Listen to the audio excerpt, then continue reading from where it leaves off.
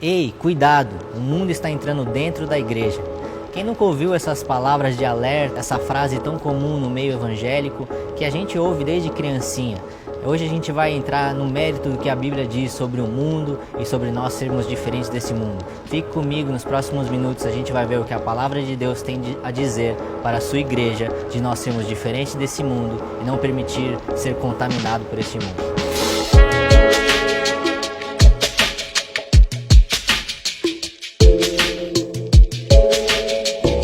Lá em Tiago 4, a palavra de Deus nos diz que aquele que tem amizade com esse mundo tem inimizade com Deus. A gente tem que escolher de ter amizade com o mundo ou amizade com Deus. E de fato a Bíblia também nos diz, lá em Efésios 2, para que a gente não ande segundo o curso deste mundo. Então a Bíblia em diversos lugares, em diversas passagens, ela de fato nos fala que a gente tem que ser diferente do mundo, que a gente é um povo separado. Aliás, isso é uma das significâncias da palavra de santo, né? Ser separado, é isso que a palavra santo quer dizer, aquele que é separado para Deus. E nós somos chamados para a santidade, sim. Então a palavra de Deus, ela nos orienta a ser diferente desse mundo, ela nos mostra que nós somos peregrinos aqui na terra, estamos aqui num tempo limitado e não vamos viver aqui para sempre. A nossa cidadania é do céu, nós pertencemos a Deus e voltaremos a Deus quando nós passarmos essa terra e formos para a nossa vida eterna.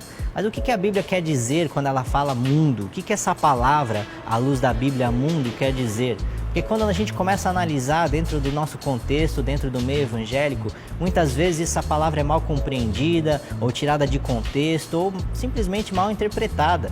Quando a gente olha para o mérito da questão, o mesmo microfone que nós usamos dentro dos nossos cultos, das nossas reuniões de oração, ou o que for que seja, pode ser usado num show secular, num show que não está adorando a Deus. Mas a gente pode olhar também para a mesma caneta que a gente pode recitar versículos bíblicos, pode ser algo que vai ser usado para escrever algo que não tem absolutamente nada correlacionado com Deus. Pode até muitas vezes estar exaltando o próprio Satanás diante de uma escrita, diante de algum autor que está escrevendo algo que não tem absolutamente nada a ver para glorificar o nome de Deus. A mesma faca que a gente usa para passar manteiga no pão pode ser usada para cometer um assassinato, esfaquear alguém. Nós podemos também ter o celular como exemplo, o mesmo celular que nós podemos usar para ler a Bíblia em uma forma digital, em tantos aplicativos, até mesmo na própria internet, a gente pode ler a Bíblia no nosso celular, fazendo algo que agrada a Deus, para que a gente conheça melhor a Deus. Esse mesmo celular pode ser usado por alguém para assistir pornografia, um pecado explícito de imoralidade sexual. Isso está em nossas mãos, a mesma ferramenta como o celular pode ser usado para o bem ou para o mal. Então o que quer dizer de fato o mundo e a igreja? O que torna algo profano ou sagrado? A palavra de Deus também nos diz que Deus amou o mundo de tal maneira que deu o seu Filho unigênito para morrer, e todo aquele que nele crê não vai perecer, vai ter vida eterna. Então a gente tem que entender de fato o que a Bíblia está falando sobre mundo. A gente tem que entender o que a Bíblia nos diz quando ela se refere a essa palavra mundo. Lá em 1 João 2, a Bíblia começa a entrar no mérito da questão e a gente consegue entender um pouco melhor o que ela se refere a quando ela diz mundo, né? E eu leio para vocês: não ameis o mundo nem as coisas que há no mundo. Se alguém amar o mundo, o amor do Pai não está nele. Porque tudo que há no mundo, a concupiscência da carne, a concupiscência do olho e a soberba da vida, não procede do Pai, mas procede do mundo. Ora, o mundo passa, bem como a sua concupiscência, aquele, porém, que faz a vontade de Deus, permanece eternamente. Então, quando a gente começa a analisar que quando a Bíblia fala mundo, ela está se referindo ao pecado, a gente tem que entender o que é pecado, né? A Bíblia diz que tudo aquilo que transgride a lei de Deus, seja os 10 mandamentos, a lei moral de Deus, é pecado. Mas a gente tem um pouco mais de especificidades lá em Gálatas 5, quando a palavra de Deus nos fala sobre as obras da carne e o fruto do Espírito.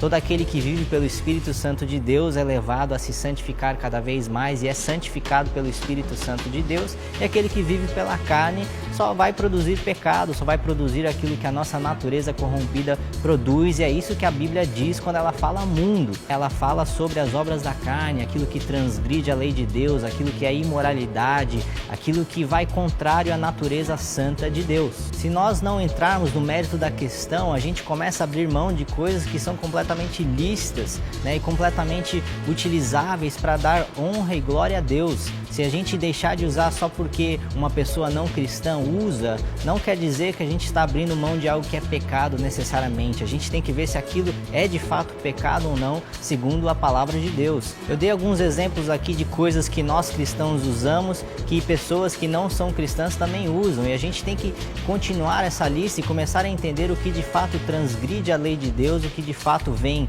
da nossa carne ou do nosso espírito. Tudo aquilo que vem da carne, bebedeiras, glutonarias, imoralidade sexual, brigas, dissensões, a gente vê tudo isso lá em Gálatas 5, tudo isso é pecado, tudo aquilo que não vem do Espírito Santo de Deus. Agora, quando nós temos o Espírito Santo de Deus, ele purifica as coisas, ele santifica, né? A palavra de Deus nos diz que o fruto do Espírito é amor, paz, benignidade, bondade, fé, enfim, tantas outras coisas que a gente sente quando o Espírito Santo está dentro de nós, ele vai nos santificar e nos moldar segundo o reino de Deus. Então, quando nós estamos falando sobre o mundo, nós estamos falando sobre pecado versus aquilo que não é pecado, que vem somente do Espírito Santo. Tudo que vem de nós, da nossa carne, vai nos contaminar e vai nos levar ao pecado e à perdição. Quando nós olhamos para Jesus, Jesus não se absteve de estar entre os pecadores, muito pelo contrário, ele estava no meio dos pecadores, jantava com eles, conversava com até mesmo prostitutas e fariseus e hipócritas e escribas e coletor de impostos. Jesus estava no meio das pessoas que estavam imundas e Jesus nunca se contaminou, ele nunca teve pecado. Quando a gente olha para Jesus, ele andava em pessoas que estavam leprosas, que é uma doença física que claramente simboliza a lepra da nossa alma, que é o pecado, e quando Jesus encostava nessas pessoas, não era Jesus que se tornava leproso, era Jesus que as curava. Não era Jesus que se contaminava, ele as purificava. Esse é o nosso papel como igreja. Quando nós ouvimos pessoas dentro da igreja falando, estamos permitindo o mundo entrar dentro da igreja, isso dá uma ideia completamente contrária ao que Jesus disse a Pedro quando Jesus perguntou: quem vocês dizem que sou? E Pedro respondeu: tu és o Cristo, Filho de Deus. E Jesus respondeu: sobre esta pedra edificarei a minha igreja e as portas do inferno não prevalecerão contra ela. Então Jesus disse, quando ele estabeleceu a sua igreja, a sua eclésia, para fora dos templos, que nós estamos na ofensiva. As portas do inferno não vão prevalecer contra a igreja. Não é a igreja que tem que estar com medo do mundo, é a igreja que tem que estar indo lá no mundo, no meio dos pecadores, no meio dos leprosos de alma, no meio de toda essa sujeira que a gente vê hoje na nossa sociedade, trazendo luz para este mundo. A palavra de Deus nos diz que nós somos luz neste mundo e sal nessa terra. Luz para iluminar a escuridão e sal para prevenir que o mundo continue se apodrecendo. Nós não podemos cair no erro de ser uma igreja enclausurada dentro dos templos. Aliás, nós somos o templo do Espírito Santo e nós somos encarregados pelo Espírito Santo de Deus de ir para este mundo e trazer luz para um ambiente escuro e ser sal da terra. Nós temos que ter a ofensiva, nós estamos atacando o reino das trevas pelo reino da luz. Nós somos o reino de Deus com o Espírito Santo que habita dentro de nós. E quando nós olhamos para o mundo, nós começamos a entender que essa palavra usada na Bíblia não se refere a nem pessoas e nem objetos, porque objetos, tanto como pessoas, podem ser usados tanto pelo Espírito Santo de Deus, quanto para praticar pecado, muitas vezes até por espíritos imundos, espíritos malignos.